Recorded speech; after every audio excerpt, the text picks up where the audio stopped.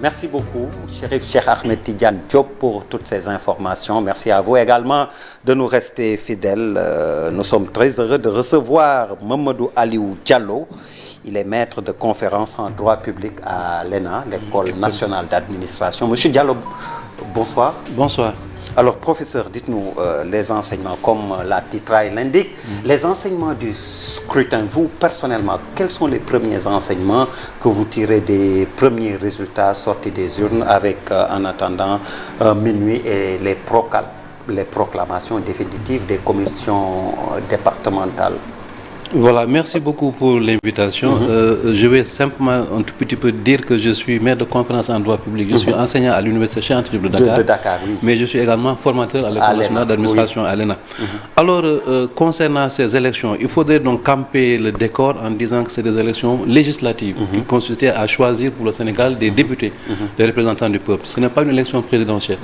Et pourquoi vous faites déjà ces précisions-là? C'est parce qu'à l'occasion... Il n'y a pas le même engouement selon les types d'élections, ou bien ce sont... Non, en réalité, c'est-à-dire les gens se trompent un tout petit peu de cible. Parce que j'ai entendu souvent à l'occasion de la campagne électorale, les gens s'invectiver en disant que vous n'avez pas présenté de programme. En réalité, le député, ce n'est pas lui qui programme quelque chose. Celui qui définit la politique de la nation, c'est le chef de l'État.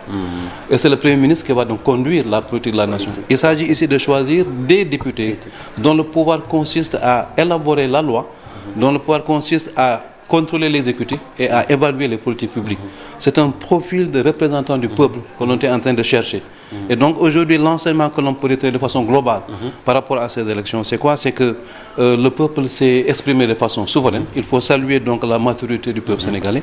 Et ensuite, donc, le verdict est en train de sortir. Pour le moment, les résultats qui sont en train d'être glanés ça et là ne sont pas les résultats officiels. Il s'agit juste pour la presse de donner les informations par rapport aux grandes tendances. Mais juridiquement, les institutions qui sont compétentes pour délivrer ce qu'on pourrait appeler un résultat, c'est les cours des tribunaux. Donc ils vont partir des commissions départementales et ensuite donc on va remonter. Et pourquoi je dis également que c'est des résultats qui sont provisoires, c'est parce qu'il est possible que les parties prenantes, chacune des parties prenantes puisse rester en justice pour contester, déposer des éventuellement, recours. Et déposer des recours. Et ça peut tout changer. Ça peut tout changer et le dernier mot va revenir certainement au Conseil constitutionnel qui va donner le signal final. Donc c'est cet élément-là qu'il fallait justement... Alors on va commencer par le taux de participation, environ qui tourne autour de 45%. On saura avec les résultats, comme vous dites, la proclamation des résultats définitifs. Mais dites-moi, pourquoi on constate de manière générale moins d'engouement pour les législatives par rapport aux élections locales ou à la présidentielle? Voilà, d'abord, si vous prenez les élections locales, il s'agit d'élections de proximité. En principe, je dis bien en principe, les personnes qui sont donc candidates... Votre téléphone, oui. Vous pouvez le mettre sous silencieux, il n'y a pas de souci. Voilà, donc les personnes qui sont candidates, en réalité, sont des personnes de mon quartier, ce sont les personnes que je rencontre souvent. Sauf qu'aujourd'hui, le phénomène partisan, un tout petit peu remis en cause justement ce phénomène local, parce que ce sont des candidats de partis qui sont présentés souvent aux élections locales. Donc, malgré tout, aujourd'hui, on sait quels sont les édiles. Mais en ce qui concerne l'élection présidentielle, vous savez que l'élection présidentielle, elle consiste à choisir un chef d'État pour l'ensemble de la nation. Les moyens mis en œuvre à l'occasion de ces joutes électorales sont de loin très plus importants que celles que l'on met en œuvre par rapport aux législatives. Ce qui un tout petit peu justifie peut-être l'engouement plus grand par rapport à l'élection présidentielle comparé aux élections législatives. Également, il faut considérer que, compte tenu de la situation telle qu'elle a prévalu, vous avez vu ce qui s'est passé. D'abord, il y a une liste dont les titulaires ont été un tout petit peu écartés. Donc, on a invalidé. Vous avez vu donc un tout petit peu le dégoût, permettez l'expression, que la population a eu par rapport à la décision du Conseil constitutionnel. Tous ces éléments pris ensemble pourraient justifier le dédain que la population aurait vis-à-vis de ce scrutin-là. Oui, mais bon, ce n'est pas aussi une première si on sait qu'il y a eu 32%, je cite de mémoire, en 2007, c'était sous Maître Abdoulaye Wade, mais on a également connu en 2001 un taux de participation de plus de 62%. Peut-être ça s'explique dans la foulée de l'alternance. Et donc, est-ce que le Sénégalais aussi a l'impression que le député ne sert pas à grand-chose? Effectivement, si nous regardons aujourd'hui la dernière législature, en tout cas la législature qui est en cours, ce n'est pas un modèle de législature. On nous a présenté des édiles de la population qui aujourd'hui se sont rendus coupables de fautes graves. Quand je dis fautes graves, qu'un représentant du peuple soit pris en flagrant délit, je souligne bien flagrant délit, de faussaire, de flagrant délit de fabrique de faux billets, ça ne présente pas bien pour un représentant du peuple. Le trafic de passeport, voilà ce que je dis, le faussaire. Le faussaire, c'est celui-là. Donc également, quand on les voit sans prendre aux mains au niveau de l'hémicycle, si on voit également que les députés n'ont pas la possibilité même de lire une loi pour prendre position de façon tout à fait efficiente, ça pose problème. Si on considère également l'absentéisme que l'on constate au niveau justement des sessions ordinaires comme extraordinaires, on se pose la question de savoir est-ce qu'aujourd'hui ces représentants du peuple sont véritablement des parlementaires.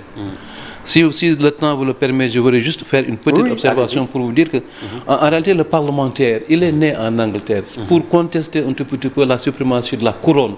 La couronne, dit-on, a le pouvoir de faire tout ce qu'il veut, il peut tout faire sauf changer les hommes en femmes. À un certain moment donné, le roi avait la possibilité de céder des terres si vous voulez, aux parents de son épouse ou de sa future épouse.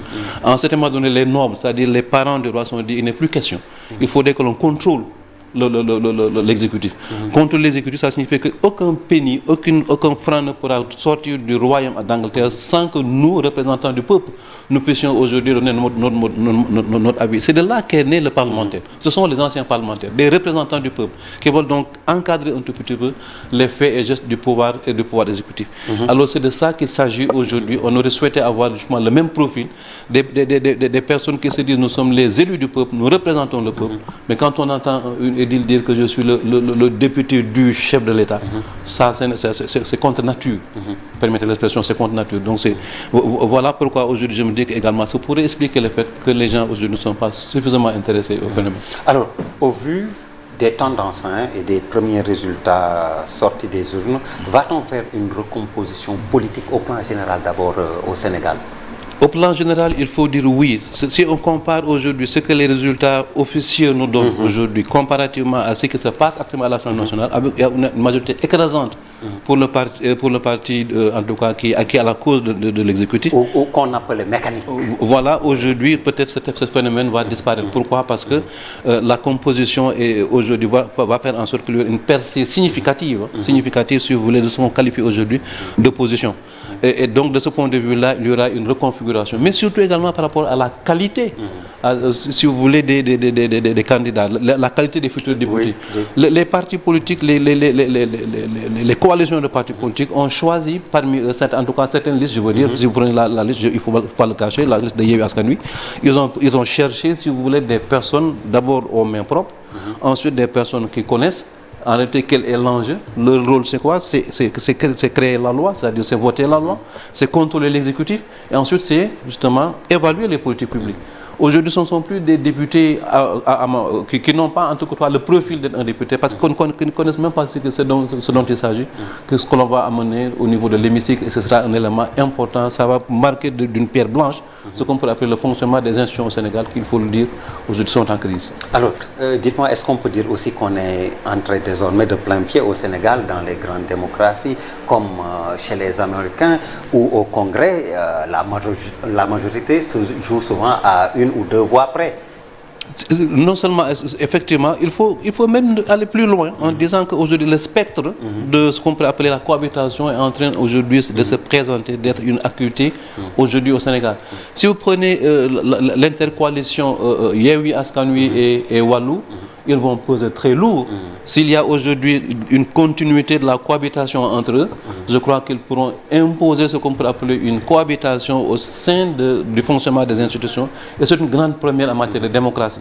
C'est en ce moment que l'on va voir exactement est-ce que le Sénégal est une démocratie parlementaire, est-ce que c'est une démocratie en bonne et due forme, où chacune des institutions va jouer le rôle que lui confie la Constitution. Mais justement, comment ça va se passer? Si on a l'habitude, nous, de prendre exemple sur la France, on sait que la Ve République, la Constitution de la Ve République n'avait pas prévu de cohabitation, mais ça s'est passé avec Mitterrand et Chirac, et par deux fois d'ailleurs sous l'ère Mitterrand, si je ne m'abuse, avant que Chirac aussi n'éprouve cette cohabitation avec Jospin puis Balladur. Mais on sait que la France a des institutions fortes, comme vous l'avez dit. Ici, comment ça devrait se passer? Voilà, il faut dire que la cohabitation, en réalité, ce n'est pas un élément qui est prévu par la Constitution, par un texte. Oui, non, c'est dans le fonctionnement des institutions que l'on parle de cohabitation. C'est quoi en réalité la cohabitation? Vous savez on dit que la Constitution vous dit que c'est le chef de l'État qui définit la politique de la nation. Oui. C'est l'article 40 de la Constitution. Ensuite, c'est le Premier ministre qui conduit la politique de la nation. Alors, il se trouve qu'aujourd'hui, à supposer que la coalition Yewwi Askan Wi et Wallu soit majoritaire au niveau du Parlement, ça n'empêche pas le chef de l'État de choisir le Premier ministre qu'il veut. Mais garde à lui s'il présente un Premier ministre qui n'a pas la baraka, qui n'a pas l'onction du Parlement, en tout cas des majoritaires. Alors si ça se présente, à la première occasion, lorsque le Premier ministre va se présenter devant l'Assemblée nationale pour présenter par exemple son projet de loi de finances, il peut essuyer une motion de censure. Quand il y a une motion de censure, le Premier ministre tombe. Si le Premier ministre tombe, le gouvernement étant une institution collégiale, le gouvernement également tombe. Par conséquent, on dit, dans ce cas de figure, le chef de l'État, ce qu'il peut faire, c'est dissoudre le Parlement. Encore que la Constitution du Sénégal ne permet pas au chef de l'État de dissoudre le Parlement dans les 2 ans qui suivent sa mise en place. Donc, à supposer qu'il puisse le faire, donc on va créer également de nouvelles élections. Et si la même majorité revient, on dit que le président, il croise les bras, il regarde le tableau. Ça signifie que c'est le Premier ministre qui va gérer, si vous voulez, la politique de la nation. Dans ce cas de figure, on dit qu'il y a une cohabitation entre l'exécutif. On a un exécutif véritablement bicéphale. Ça signifie un président de la République et un Premier ministre. Un Premier ministre qui va jouer pleinement le rôle qui est le sien, tel que défini par la Constitution. On parle de cohabitation. Alors, comment est-ce que, également, vous jugez l'impact du président Abdoulaye Wade dans le scrutin de dimanche dernier? Il faut le dire pour le saluer. Alors, l'un des enseignements que l'on pourrait tirer, en tout cas, de ce scrutin-là, c'est la présence de 2 personnes qui ont marqué d'une pierre blanche le fonctionnement des institutions. C'est Ousmane Sonko, vous avez vu, qui a fait cavalier presque seul. Qui vous avez vu à l'occasion, si vous voulez, des tournées de la coalition Yewwi Askan Wi? C'est Ousmane Sonko.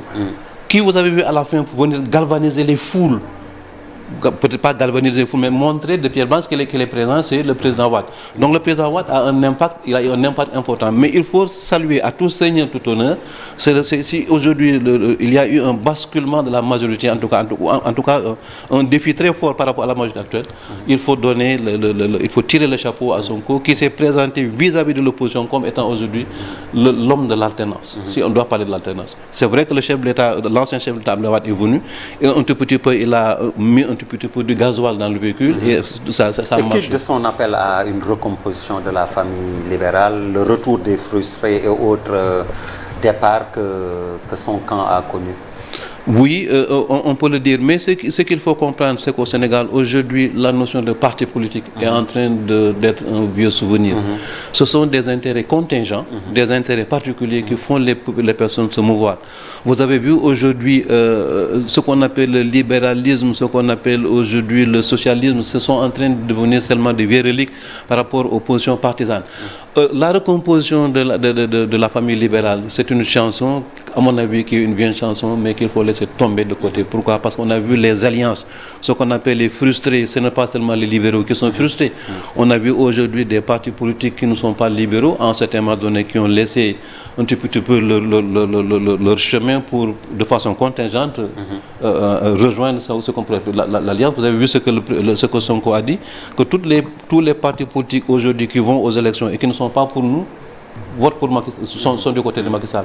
Et ça s'est révélé pas fou. Il faut le dire comme ça. Donc pour dire libéral ou pas libéral, à mon avis... pour vous, les autres listes...